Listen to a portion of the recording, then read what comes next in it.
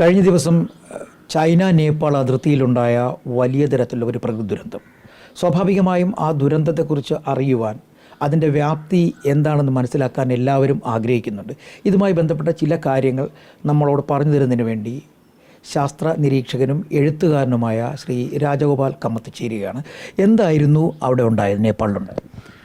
പ്രകൃതി ദുരന്തമായിട്ട് വേണം ഇതിനെ കരുതാനായിട്ട്. പിന്നെ അതിൻ്റെ ആഘാതം കൂട്ടിയത് മനുഷ്യനിർമ്മിതമായിട്ടുള്ള ഘടനകളുമാണ് അതിൻ്റെ ആഘാതം കൂട്ടിയത്. ഇന്നലെ തന്നെ ഏകദേശം 5.2 മാഗ്നിറ്റ്യൂഡ്, പിന്നെ ഒരു 4.4 മാഗ്നിറ്റ്യൂഡ്, അങ്ങനെ വിരുദ്ധമായ രീതിയിൽ ഒരു അഭിപ്രായങ്ങൾ ഉയർന്നു കേട്ടിരുന്നു. അതൊരു ഭൂകമ്പത്തിൻ്റെ ഫലമായിട്ടുണ്ടായ ഒരു ഹിമാനി പൊട്ടിയുണ്ടായ ഒരു ഈവൻ്റാണെന്ന് പറഞ്ഞിട്ട്. പക്ഷേ അതല്ലാന്ന് പിന്നീട് ബോധ്യമായി. കാരണം ഈ ഒരു ഭൂകമ്പ ഊർജം അത് റിലീസ് ചെയ്യപ്പെട്ടത് ഉപരിതലത്തിൽ നിന്ന് തന്നെയാണ്. സാധാരണ ഭൂകമ്പങ്ങൾ ഉണ്ടാകുമ്പോൾ വളരെ ആഴത്തിൽ നിന്നാണ്, കിലോമീറ്ററുകളോളം ആഴത്തിൽ നിന്നാണ് ഭൂകമ്പത്തിൻ്റെ ഊർജം പുറത്തു വരുന്നത് തരംഗങ്ങളായിട്ട്. പക്ഷേ ഇവിടെ ഉപരിതലത്തിൽ തന്നെ ആയതുകൊണ്ട് ഇതൊരു ഹിമാനിയുടെ പതനം എന്ന് നമ്മൾ ഉറപ്പിച്ചിരിക്കുകയാണ്. അതായത് അവിടുത്തെ ഒരു മലഞ്ചെരിവുണ്ട്. ആ മലഞ്ചെരിവിൻ്റെ ഉയരം എന്ന് പറയുന്നത് സമുദ്രനിരപ്പിൽ നിന്നും 7200 മീറ്ററാണ്. അവിടെ നിന്നും താഴേക്ക് ഏകദേശം 5200 മീറ്റർ ഉയരത്തിൽ, 5300 മീറ്റർ ഉയരത്തിൽ വെച്ചിട്ടാണ് ഹിമാനി പൊട്ടിയടർന്നത്. ഏകദേശം 1/2 ചതുരശ്ര കിലോമീറ്റർ വരുന്ന വലിയൊരു ഭാഗമാണ്. ദശലക്ഷക്കണക്കിന് ടൺ വരുന്ന ഐസാണ്, ഹിമമാണ് ഏകദേശം 1500 മീറ്റർ, അതായത് 1.5 കിലോമീറ്ററോളം താഴത്തേക്ക് പതിച്ചത്. ആ പതിച്ചത് മൂലമാണ് ഭൂകമ്പം മൂലമുള്ള ഒരു ആഘാതമാണെന്ന് ആദ്യം സംശയിക്കേണ്ടി വന്നത്. പിന്നീട് പതനം കഴിഞ്ഞതിന് ശേഷം താഴേക്ക് നമ്മുടെ തൃശ്ശൂർ നദി വരെ റസ്വാഗഡിയൊക്കെ കടന്ന് ഒഴുകി വരികയായിരുന്നു. ഇതിനൊരു പ്രധാനപ്പെട്ട ഒരു ഇവൻറ്റിൻ്റെ ഒരു പരിണാമം എന്ന് പറയുന്നത്, ഇത് ആദ്യം ഒഴുകി വന്നതിന് ശേഷം നദിയുടെ തടത്തിലെത്തി ഒരു അണ പോലെ കെട്ടി, അതായത് പാറയും മറ്റുമെല്ലാം കൂടെ ഒഴുകി വന്ന് വലിയൊരു അണ പോലെ രൂപപ്പെട്ട് അവിടെ ജലം വന്നടിയുകയും പിന്നീട് തുടർന്നുണ്ടായ ഒഴുക്കിൽ ആ അണ പൊട്ടുകയും ആഘാതത്തിൻ്റെ തീവ്രത വർദ്ധിപ്പിക്കുകയാണ് ചെയ്തത്. ആദ്യത്തെ പതനം എന്ന് പറയുന്നത് അവലാഞ്ച് ഹിമാനി പൊട്ടിപ്പതിക്കുന്നതിൻ്റെ ആഘാതം എന്ന് പറയുന്നത് ഏകദേശം ഒരു മെഗാടൺ TNT ബോംബ് സ്ഫോടനത്തിന് തുല്യമാണ്. പിന്നീടുണ്ടായ ഗ്രാവിറ്റേഷണൽ എനർജി എന്ന് പറയുന്നത് ഏകദേശം 200 മെഗാടൺ TNT ബോംബിൻ്റെ സ്ഫോടനത്തിന് തുല്യമായിട്ടുള്ള ഊർജ്ജമാണ് ആ നദീതടങ്ങൾ സഹിച്ചിരിക്കുന്നത്. അവിടെ മൊത്തം നിർമ്മാണ പ്രവർത്തനങ്ങളുണ്ട്. നദി ഒഴുകിയ വഴിയിലാണ് നിർമ്മാണ പ്രവർത്തനം. ഇമിഗ്രേഷൻ കൗണ്ടർ പോലും നദിയെ ഒഴുകിയിരുന്ന വഴിയിലാണ് പണി കഴിപ്പിച്ചിട്ടുള്ളത്. പിന്നെ ഏകദേശം 15ഓളം ജലവൈദ്യുത പദ്ധതികളുമുണ്ട്. ധാരാളം ആളുകൾക്ക് താമസിക്കാനുള്ള മൾട്ടി സ്റ്റോറി ബിൽഡിങ്സ്, പിന്നെ ഗാർഹിക മേഖല തുടങ്ങിയവയെല്ലാം ഈ ഫ്ലഡ് പ്ലെയിനിലാണ്, അതായത് പണ്ട് നദി ഒഴുകിയിരുന്ന വഴിയിലാണ് കൺസ്ട്രക്ട് ചെയ്തിരിക്കുന്നത്. അതാണ് ഇതിൻ്റെ ആഘാതം വർദ്ധിപ്പിച്ചത്. നമ്മുടെ നാരായണി, ഗന്ധക് എന്ന് പറയുന്ന നദികൾ, ബീഹാറിലും UP-യിലുള്ള നദികളിൽ ഇതിൻ്റെ ആഘാതമുണ്ടാകും. അവിടെ ചിലപ്പോൾ മനുഷ്യരുടെ അവശിഷ്ടങ്ങളൊക്കെ ഒഴുകി വരാൻ ചാൻസ് ഉണ്ട്.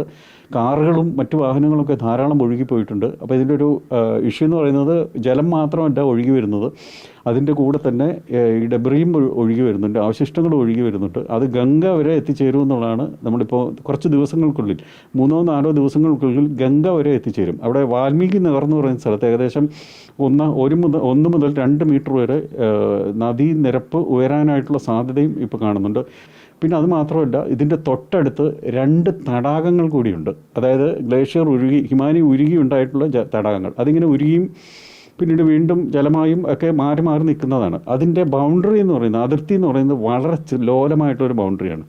ഇതുപോലൊരു ഇവൻറ്റിലുണ്ടാകുന്ന ഭൂകമ്പ ഊർജം അതിന് ആഘാതം വരുത്തിയിട്ടുണ്ടാകണം. അപ്പോൾ അതൊരു വലിയൊരു ഭീഷണിയായിട്ട് ആ ഭാഗത്ത് നിലനിൽക്കുകയാണ്. ആ ഒരു തടാകത്തിൻ്റെ ഭാഗം പൊട്ടുകയാണെങ്കിൽ നേപ്പാളിൻ്റെ ഒരു ഭാഗം, കാത്മണ്ഡുവിൻ്റെ ഒരു ഭാഗം ഇല്ലാതാകും എന്നുള്ളതാണ് നമുക്കിപ്പോൾ മനസ്സിലാക്കാൻ കഴിയുന്നത്. അപ്പോൾ ഒരു ഭൂകമ്പത്തിനുള്ള സാധ്യത, ഒരു സീസ്മിക് ഗ്യാപ്പ് സിദ്ധാന്തം അനുസരിച്ച് ഒരു കാലയളവ് കഴിയുമ്പോൾ അവിടെ സ്ട്രെസ്സ് വർദ്ധിക്കുകയും അവിടെ ഭൂകമ്പത്തിനുള്ള സാധ്യത ഉണ്ടാവുകയും ചെയ്യുന്നു എന്നുള്ള സീസ്മിക് ഗ്യാപ്പ് സിദ്ധാന്തം. ആ സിദ്ധാന്തം അനുസരിച്ച് ഹിമാലയത്തിൽ വലിയൊരു ഭൂകമ്പത്തിനുള്ള സാധ്യത, ഏകദേശം 9 മാഗ്നിറ്റ്യൂഡ് വരെയുള്ള ഭൂകമ്പത്തിനുള്ള ഒരു സാധ്യതയുണ്ട്. അങ്ങനെയെങ്കിൽ ഈ യാതൊരു മാനദണ്ഡവും ഇല്ലാതെ ഈ പണി കഴിപ്പിച്ചിട്ടുള്ള ഘടനകൾ അവ വലിയ ആഘാതത്തിന് വഴിയൊരുക്കും. ഇപ്പോൾ തന്നെ നേപ്പാളിന് വലിയൊരു സാമ്പത്തികമായിട്ടുള്ള ആഘാതമാണ് ഉണ്ടായിട്ടുള്ളത്. കേരളത്തിലും ഇതൊരു സൂചനയാണ്. കാരണം കേരളത്തിൻ്റെ പശ്ചിമഘട്ടവും ഇതുപോലെ തന്നെ ദുർബലമായ ഒരു പ്രദേശമാണ്. നമുക്ക് നേരത്തെ തന്നെ മുണ്ടക്കൈ ചൂരൽമല ദുരന്തം ഉണ്ടായിട്ടുണ്ട്. ഏകദേശം സമാന രീതിയിൽ തന്നെയാണ് ഉണ്ടായിട്ടുള്ളത്. ഹിമപാതം ഉണ്ടായി എന്ന് പറയുന്നുണ്ടല്ലോ, ഈ മഞ്ഞ് ഒഴുക്കുണ്ടായി, അത് എത്ര ദൂരത്തോളം ഒഴുകിക്കാണ്? ഇപ്പോൾ ഗംഗ വഴി അത് ഒഴുകി വരുന്നുണ്ട്. ഇത് അനേകം കിലോമീറ്ററുകളുണ്ട്. കാരണം ആദ്യത്തെ ഇതെന്ന് പറയുന്നത് ആകെ മുകളിൽ നിന്നും 5200 മീറ്റർ ഉയരത്തിൽ നിന്നും, അതായത് സമുദ്രനിരപ്പിൽ നിന്നും 5300 മീറ്റർ ഉയരത്തിൽ നിന്നും താഴേക്ക് 4000 മീറ്ററിലേക്കാണ് പതിക്കുന്നത്. അപ്പോൾ ഏകദേശം 1.5 കിലോമീറ്ററോളം ആ ഒരു ഗുരുത്വത്തിൽ ഇങ്ങനെ പതിക്കുകയാണ്. ഈ 1/2 കിലോമീറ്റർ വരുന്ന ചതുരശ്ര കിലോമീറ്റർ വരുന്ന ഐസ് ഭാഗം. അതാണ് ആ ഒരു ഭൂകമ്പവർജ്ജത്തിന് കാരണമായത്. അതിനുശേഷമുള്ള ഒഴുക്കെന്ന് പറയുന്നത് തൃശ്ശൂരി നദി കൂടെ നേപ്പാളിൻ്റെ കിഴക്ക് ഭാഗം മൊത്തം കവർ ചെയ്യുന്ന രീതിയിലാണ് വരുന്നത്. അതിപ്പോൾ 500-600 കിലോമീറ്ററോളം വരത്തില്ലേ, അത്രയും ആ ഭാഗം അത് ഒഴുകിയിട്ടാണ് വരുന്നത്. അത് ദിവസങ്ങളോളം കഴിഞ്ഞിട്ടാണ് ഇനി തുടർന്നുള്ള ഭാഗങ്ങളിലേക്ക് വരുന്നത്. പിന്നീട് സബ്സിക്വൻ്റ് ആയിട്ടുണ്ടാകുന്ന ഇനിയുണ്ടാകുന്ന പ്രശ്നങ്ങളുണ്ട് തുടർന്ന്. കാരണം ഓൾറെഡി ആ മലഞ്ചെരുവുകൾക്ക് ആഘാതം വന്നിട്ടുണ്ട്. ഇപ്പോൾ റസ്വാഗുഡി കഴിഞ്ഞിട്ടുള്ള ഇടങ്ങളിലും പ്രശ്നമുണ്ട്. കാരണം 2-3 സ്ഥലത്ത് വലിയ ആഘാതമാണ് ഉണ്ടായിട്ടുള്ളത്, പ്രത്യേകിച്ച് ചൈന നേപ്പാൾ ബോർഡറിൽ. അതിനുശേഷം തുടർച്ചിങ്ങോട്ട് കാഠ്മണ്ഡുവിൻ്റെ ഭാഗത്തേക്ക് വരുന്ന വഴിക്ക് ഉള്ള ആ ചെറിയ പട്ടണങ്ങളിലെ എല്ലാം ഇത് ബാധിച്ചിട്ടുണ്ട്. ഒരു കാര്യം കൂടി, അപ്പോൾ ഈ ആൾനാശത്തിൻ്റെ ഒരു കണക്ക് വല്ലാതെ പറയുന്നുണ്ടല്ലോ, അത്തരത്തിലൊരു വലിയ ആൾനാശത്തിൻ്റെ സാധ്യതയുണ്ട്? ഭീതിപ്പെടുത്തുന്ന ഒരു അവസ്ഥയാണ്. കാരണം ഇപ്പോൾ റെക്കോർഡ് ചെയ്യപ്പെട്ട നമ്മുടെ ഔദ്യോഗികമായിട്ടുള്ളൊരു കണക്കാണ് ഇപ്പോൾ നമ്മളിപ്പോൾ റിപ്പോർട്ടുകളിലൊക്കെ കാണുന്നത്. ഏറ്റവും ലേറ്റസ്റ്റ് ആയിട്ടുള്ള കണക്കനുസരിച്ച് ഏകദേശം 1500 പേരാണ് മിസ്സിംഗ് ആയിട്ടുള്ളത്. അത് വർദ്ധിച്ചു വരികയാണ്. കാരണം ഓരോ നിമിഷം കഴിയുന്തോറും ആളുകളുടെ സംഖ്യ വർദ്ധിച്ചു വരികയാണ്. ഈ കാലാവസ്ഥാ പ്രശ്നം എൽനിനോ തന്നെയാണ് ഈ പ്രതിഭാസത്തിൻ്റെ പിന്നിൽ അല്ലേ? എൽനിനോ എന്ന് പറയുമ്പോൾ സമുദ്രജലത്തിൻ്റെ താപം കൂടുന്ന ഒരവസ്ഥയാണ്. ഇപ്പോഴത്തെ കണക്കനുസരിച്ച് ഏകദേശം 2.5 ഡിഗ്രിയോളം പസഫിക്കിൻ്റെ കിഴക്ക് ഭാഗത്തെ താപനില വർദ്ധിച്ചിട്ടുണ്ട്. അപ്പോൾ അതിൻ്റെ തുടർഫലമായിട്ട് ആഗോള വ്യാപകമായിട്ട് താപനില ഏറലുണ്ടാവും. ഇപ്പോൾ തന്നെ യൂറോപ്പിൽ ഇന്നുവരെ കാണാത്ത രീതിയിലുള്ള താപനില വർധനമാണ് രേഖപ്പെടുത്തിയത് ഈ വേനൽക്കാലത്ത്.